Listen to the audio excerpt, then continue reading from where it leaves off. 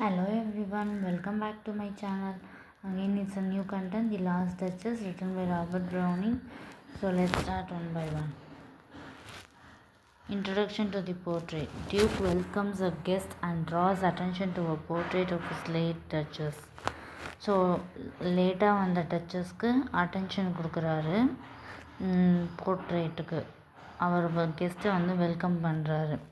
He praises the artistry and beauty but hints that few people get to see it, as if he owns her image and completely. அவர் அந்த பொண்ணை price பண்ணிகிட்ருக்காரு. அவரோட ஆர்டிஸ்ட்ரின்ற ஒர்க்கையும் பியூட்டின்ற ஹின்ஸையும் image கம்ப்ளீட்டாக praise பண்ணுறாரு. இதுதான் introduction to the portrait. போர்ட்ரேட்னால் ஒரு பிக்சரை portrait பண்ணுற டிஸ்கிரிப்ஷன் மாதிரி. Hints of displeasure. Hints of டிஸ்ப்ளஷர்னா என்ன பார்த்துருவோமா?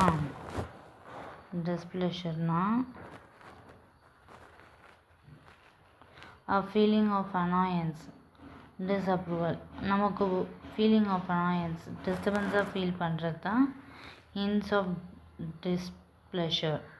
He recalls a personality. பர்சனாலிட்டினா நம்ம ஒவ்வொருத்தவங்கிட்ட ஒரு விதமாக நடந்துக்கிறது பேர் தான் பர்சனாலிட்டி. நம்மளோட கேரக்டர் ஸ்டேபிளாக இருக்கிறதில்ல. திஸ் ஜெனராசிட்டி, ஆனால் இவக்கிட்ட அந்த பர்சனாலிட்டி இருந்ததுன்னு சொல்கிறாங்க. This generosity, however, made him jealous. Treated everyone. இவளோட பர்சனாலிட்டி எல்லாரையும் ஒன்றா ட்ரீட் பண்ண வச்சதால் இவனுக்கு பிடிச்சி போச்சு. த டியூக்ஸ் ரிசன்மெண்ட். ரிசன்மெண்ட்னா என்னன்னு பார்ப்போமா? ரிசன்மெண்ட்னா one second guys.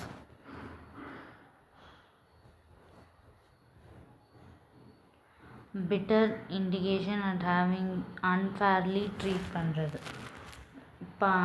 Like partiality அந்த மாதிரி வச்சுக்கலாமே. சரி, நெக்ஸ்ட்டு ரிசன்மெண்ட்னா அதுதான். He wanted her to value his attention more than anyone else. மற்றவங்க எல்லாரை விட இவன் மேலே அட்டென்ஷன் கொடுக்கணும்னு நினைக்கிறான். Instead of talking to her about it, he gave comments that stopped her smiles altogether, implying he arranged her death. So இதில் என்ன சொல்கிறாங்கன்னா, பேசுறதுக்கு பதிலாக கமெண்ட்ஸ் நிறைய கொடுத்தான். அது ஸ்மைல்ஸே ஆல்டுகெதராக அவளுக்கு டெத்து கொடுத்துச்சுன்றாங்க. Moving on. Duke turns conversations towards his next marriage negotiation. நெகோசியேஷன்னா அவாய்ட் பண்ணுறது. டியூக் டேர்ன் பண்ணுறாரு டாப்பிக்கை. எதை நோக்கினா மேரேஜை நோக்கி. He displaces another piece of art. டிஸ்பிளேனா ஃப்ரேமை காட்டுறாரு. ஒரு piece of art, bronze statue. பிரான்ஸ்னால் என்னன்னு பார்ப்போமா?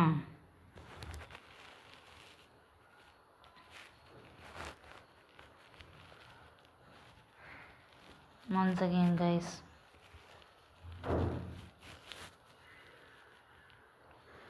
bronze, an alloy primarily composed of copper. bronzeன்றது காப்பரால் மேடாக செய்யப்பட்டது. ஸோ அவளை காப்பர் கூட கம்பேர் பண்ணுறாங்க. Showing how treats people like positions. பீப்புளை எப்படி ட்ரீட் பண்ண வைக்க, இவங்கள இப்படி தான் நடத்தணும், அவங்கள அப்படி தான் நடத்தணும்னு ஒரு சில தாட் ப்ராசஸ் நம்மகிட்ட இருக்கும்ல. பொசிஷன்னா என்னன்னு பார்த்துருவோமா? பொசிஷன்னா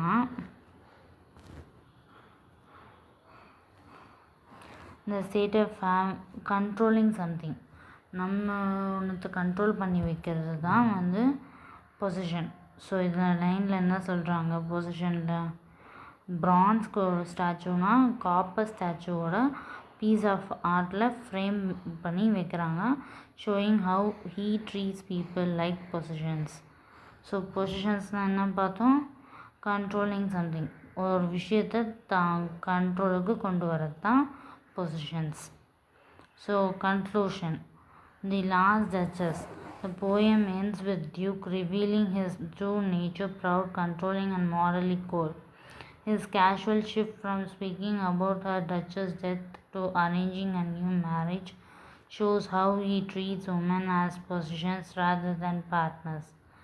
Browning uses the Duke's own words to expose themes of power, jealousy, and objectification of women, making the poem timeless study of arrogance and dominance in relationship. So இதில் வந்து என்ன சொல்கிறாங்க டச்சஸோட டெத்து வந்து duchess to death அப்படின்னா என்னன்னா அது மட்டும் கமெண்ட்டில் நான் சொல்கிறேன் உங்களுக்கு.